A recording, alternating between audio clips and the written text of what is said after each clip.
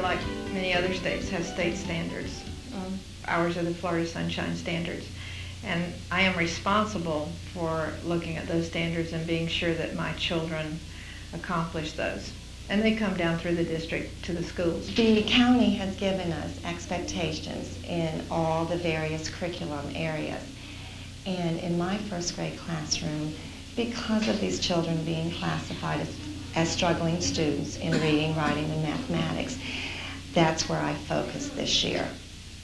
When we came in September, we're writing at stages 1, and Miss Taylor was writing at a 2. And we talked about what that meant.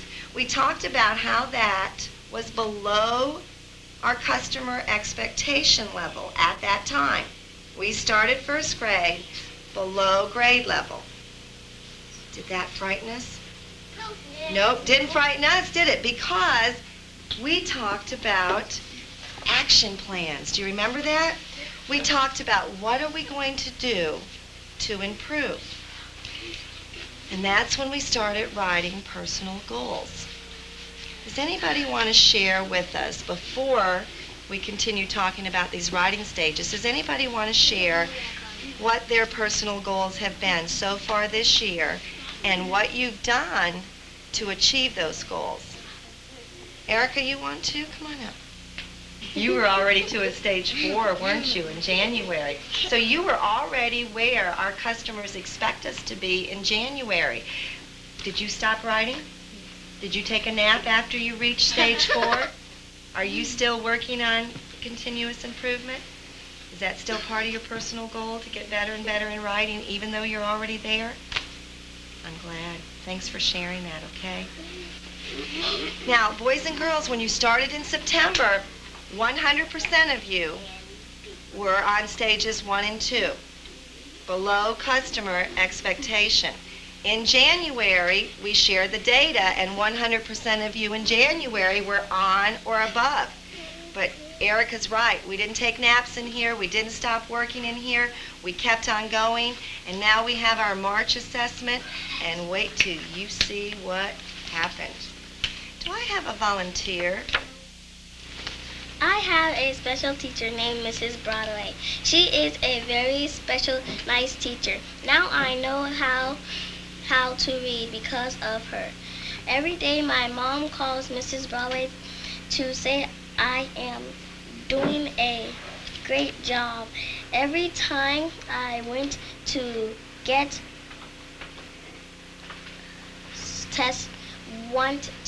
tested, she said yes. When I do a great job, she lets me go to my old teacher and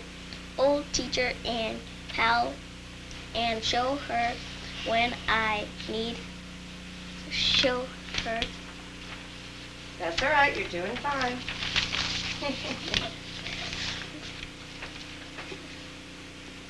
When I need help with the morning message, she is there for me. When I am hurt, she is there for me. When she needs someone to give her pets food, she picks me. Now I am smart because of her. You know what, Josephine? I thought that was a really, really good story. But I just need to ask you one thing about your ending. I just want to ask you one thing about your ending. Are you smart because of me, or are you smart because of all? Well, that's what you wrote, and I think that's wonderful. In fact, when I was reading this last night, I thought, oh, that's so sweet. But are you smart because of me? No. Why are you smart? Me. Because of you. Because who's in charge of your learning, me or you? Me. You. I couldn't make you smart, could I? As much as I would like to, I couldn't do it. You're the one making you smart. Okay, Miss Josephine, you know what? I loved your story, and when I recorded it in the grade book, guess what I put for you? I put Josephine, stage 1. What? What? I'm teasing. I put Josephine, stage 2. What? What do you want me to put, A Josephine? stage 5 or 4. What do you think that story is? 4. Well, let's let her tell us first, and then we'll see what we think. Let's let her decide. She knows the rubric. She knows what's expected of her. What stage do you think that story? 4. You think that's a stage 4 story because why? Because I have lots of details. You have lots of detail. Turn around and tell the boys and girls why you think that's a stage 4 story. It's a stage 4 because I put a lot of details, and to make a stage 5, you gotta have more details than this. And what's that big E that we talk about? You need detail, Details and and elaboration. elaboration. Do you think maybe your story could have a little more elaboration? Yeah. You know what, Josephine? In January. I think you're real close. Let's ask the boys and girls. Raise your hand if you agree with Josephine and you think that her story is a stage 4. How many of you think it might be a stage 5? Ooh. That's exactly what happened to me last night. I thought, it's a 4. No, it's a 5. It's a 4. It's a 5. And Josephine, will you agree with a 4 plus? Yeah. You'll agree with a 4 plus? Thank you very much. I always knew that I was a good teacher, but I just knew it somehow. Through this new management system, I know exactly what I'm doing and what it creates. They know exactly what they're doing and the results that they get from it.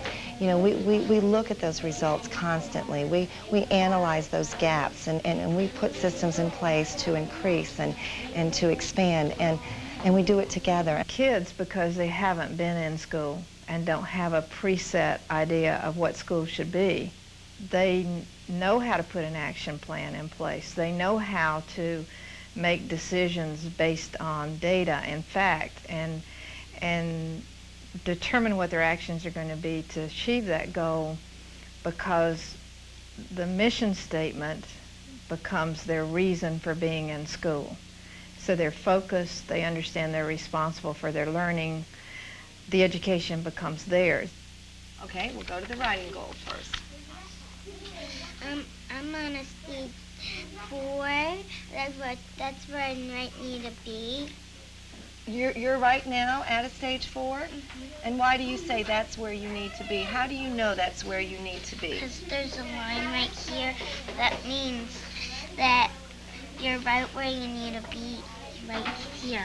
And you need to be there to be prepared for what? 2nd grade. For 2nd grade, but you know what? You This could is go higher too. You could go higher too? This is only the beginning of March, and you're already there. Now you came in not writing at all, and here we are at the beginning of March, and you're already there. What did you do to get there? I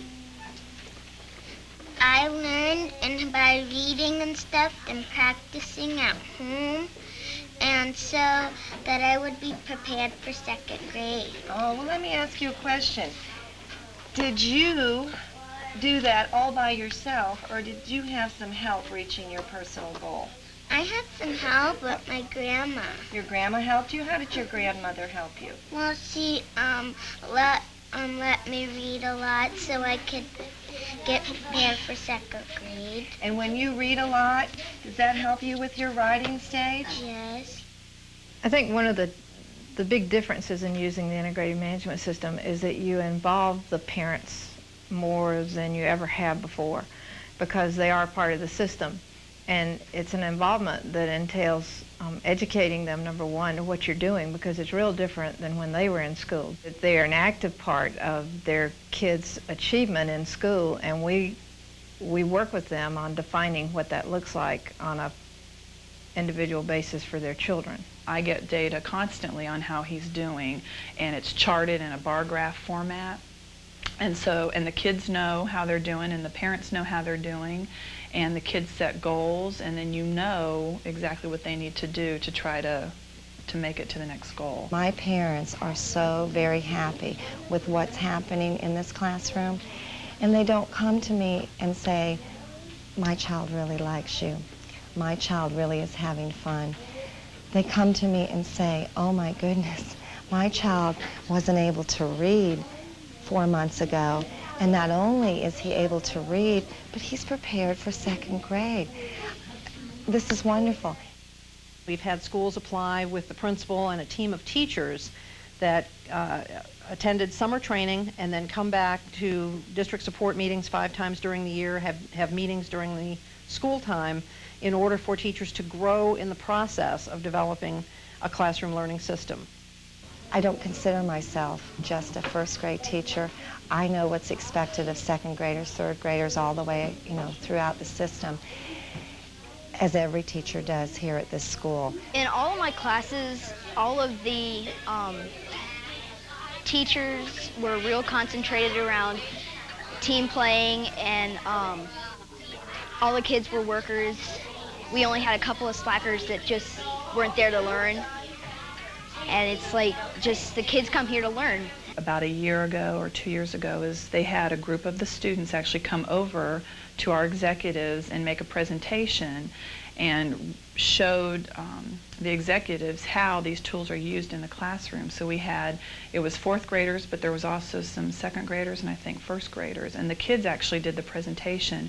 And our general manager at the end of the presentation said that he needed to shorten the cycle time so that these kids could come work for him right away. You really get a feeling of what teamwork is, and like you get a lot of group projects, and it's just great. We're going to the feeder pre-K programs and working with those folks. We're up at the middle schools now, trying to work with them, getting everybody totally aligned to what's happening here so that these children, are supported all the way through and can be those best learners that they can possibly be. You have to build the culture along with building the philosophy of the framework. It is absolutely a team effort. It's absolutely empowering everybody in your building, and it is total buy-in from everyone of the vision of the school. I know that my boss, who's the director of quality for this site, has learned a lot from watching Brenda, and I know that he really admires what she does and tries to emulate, her as a role model.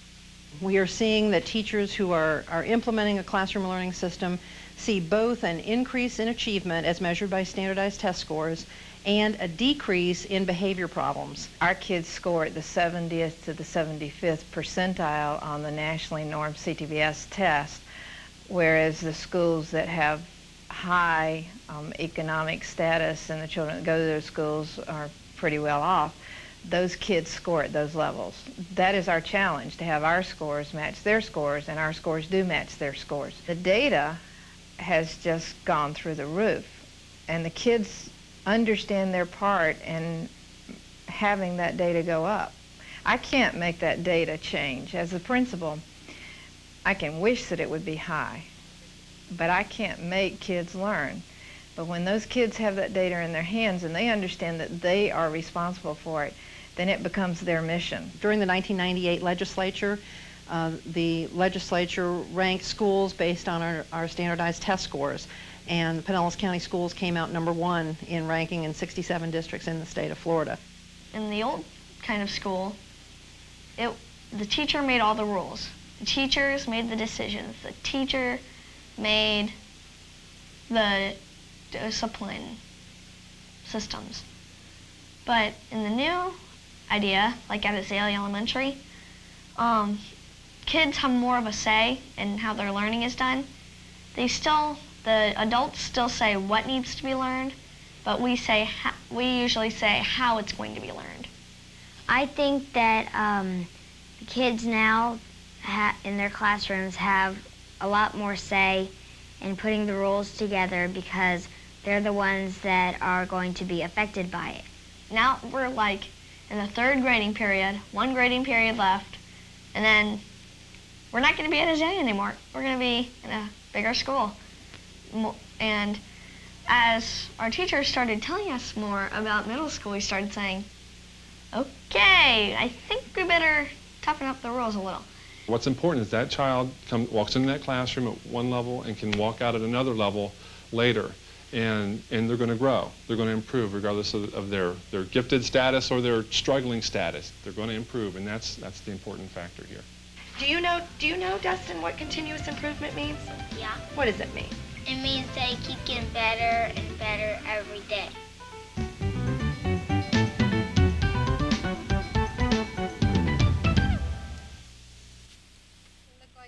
should have failed or repeated kindergarten. See the difference in their self-esteem, their self-confidence, because they're in charge of their learning. Because what we've done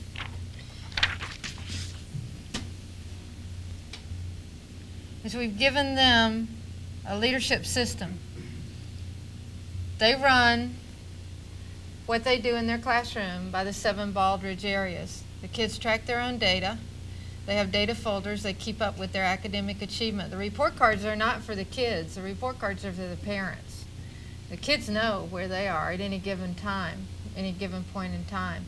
And I don't know if you picked up in the very front of the tape when Debbie said, and now we have our February assessment. Did you see them going like this? I mean, they could hardly wait to see. She had kids. They had very few breaks that year that they had those kids, because the kids wanted to stay in from PE and be tested to see if they'd gotten to the next level. They didn't want to waste their time going out. They wanted to take an assessment. When we take the CTBS test, we don't use it now, we use the Stanford 9, but when we're going into the criterion reference testing, the kids are ready to do it and can't wait to get the results back, because it's based on their level and what they've accomplished, and they can see where they are with their goals.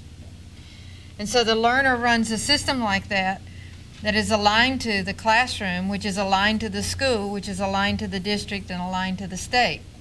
Now, in Brenda's perfect world, the state and Department of Education would be using Baldrige criteria. They're not yet, but they have looked at it occasionally. I think it would straighten out the entire department up there. And don't quote me on that one. Our district, as they've gotten better at Baldrige, has really been easier to work with, has developed better partnerships with the schools, because we're aiming for the same kinds of things. So it's an alignment issue all the way through. I'm going to let the kids talk to you now about the systems that they use in their classrooms. They have kind of some formal presentations that they're going to do, and then we're going to do some question and answer when they get through with that. Okay? They will introduce themselves and tell you a little bit about themselves. Just step right up.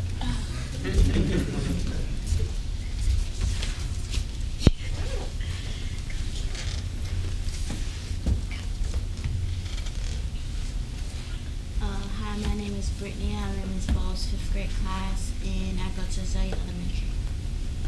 Oh, I'm Lindsay Brooks, and I'm also in Ms. Ball's class. I'm Angie Alcina, also in Ms. Ball's class. And I'm Kimberly Barker, and I'm also in Ms. Ball's class. And we have something called a data folder where we keep track of grades, test scores, anything important that we use to go through the day and know where. So we always know where we are. So we're going to share those with you right now. Let me pass them around. Yeah, why don't you put those out in the audience, and then you can use your overheads to talk to them about everything else. So just... Where are the overheads? Oh, okay. Let me have those. Can you keep one? You can keep one, I'll let you.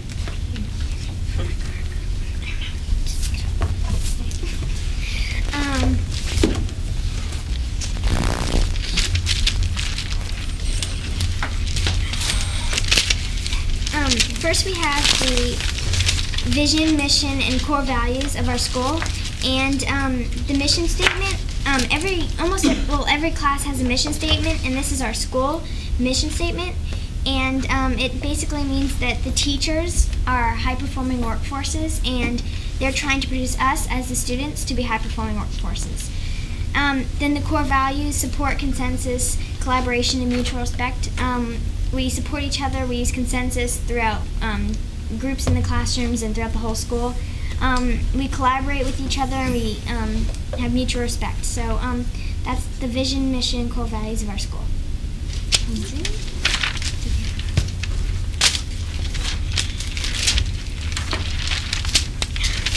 Just a minute.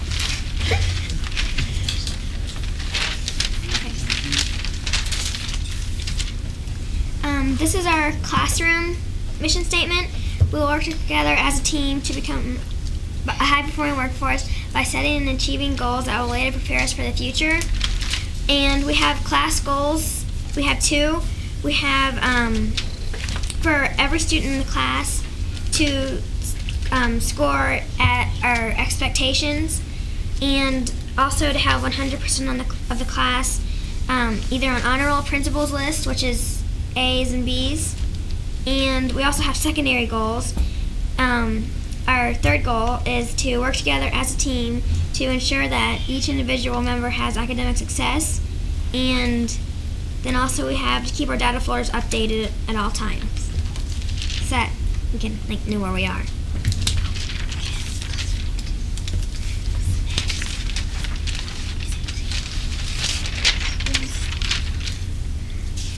Next we have the classroom linkages, and this is basically how our classroom works. And we have leadership, which is like who will set the goals and strategies that will guide us toward academic achievement.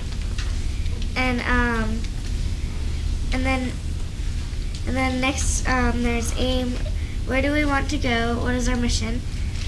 And then goal. What do we want to do? What are our expectations? And sometimes we set our own personal goals, and which helps us to know what we want to do. And then after we get our scores back, we can see if we achieved our goal.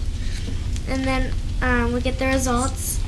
And then we also have human resources and processes.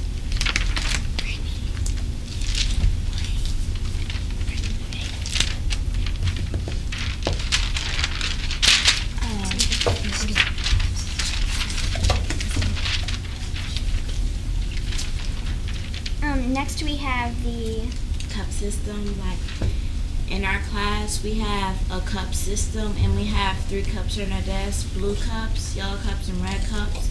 Blue cup means that you're on task and you're like working, like you're doing what you're supposed to do.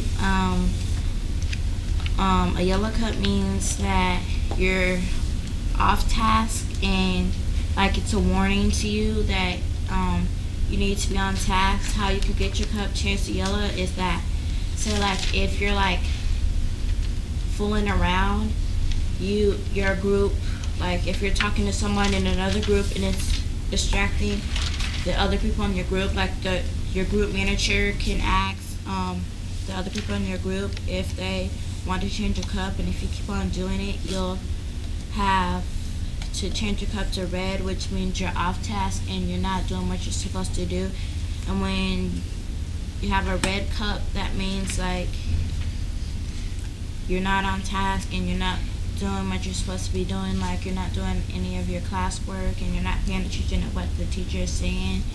And if you keep doing that, then the group will decide to put you out of the loop. That is when you have to move your desk from the whole class out, like to an area where that means you lost all your privileges, and like you can't go to the bathroom unless the teacher tells you to, and like you can't play on the computer, and you can't participate in the class activities. Who changes the color of the cup? The people in your group. Teacher doesn't, right? No, we do. It's the group's decision. How do you get back?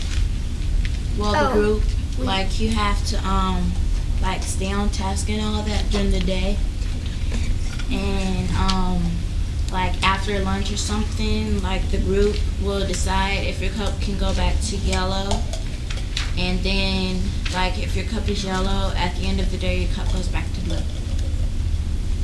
How many people are in your group? Our groups are 4 to 6. Yeah, 4 to 6. And well, first of all, you get a verbal warning before you get your cup changed. Okay. How do you determine the composition of your group? Don't get this question started yet. Okay. I apologize, I started it.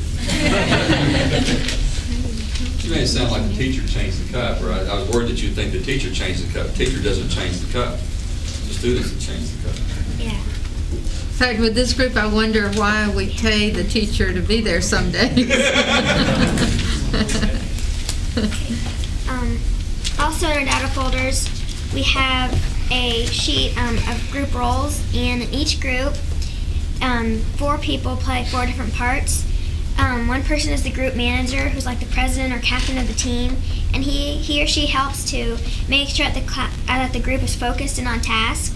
There's also an assistant manager who helps the manager or does the manager's job when the manager isn't there. And then there's a materials manager who gets and returns any materials that we need from the back of the room. And then there's Mr. and Mrs. Manners, who reminds the group of correct manners in response to adults. Next we have life skills, and these are just some words that help you get through life, like organization, sense of humor, common sense, responsibility, some friendships, and stuff like that. So,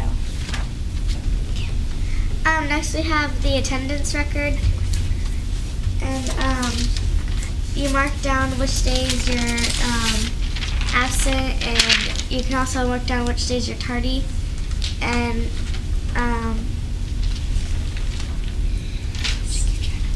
this helps you keep track of the days you missed and maybe the work you need to make up or things like that.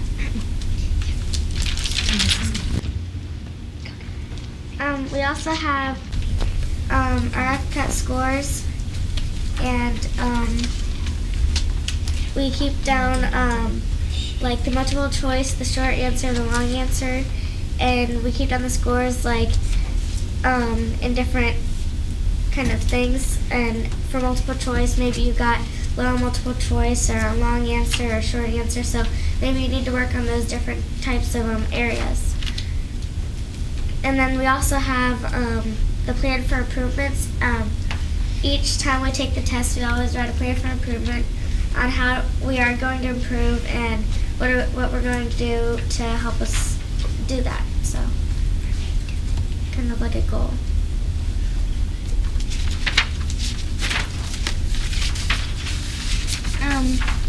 Next, we keep track of our own grades and averages, and it helps us because before we started keeping track of your own grades and averages, we didn't know where we were and what we need to improve on, so we always just kind of guessed and just kind of went with the flow. But now, anytime we want to see our average or any grades we have,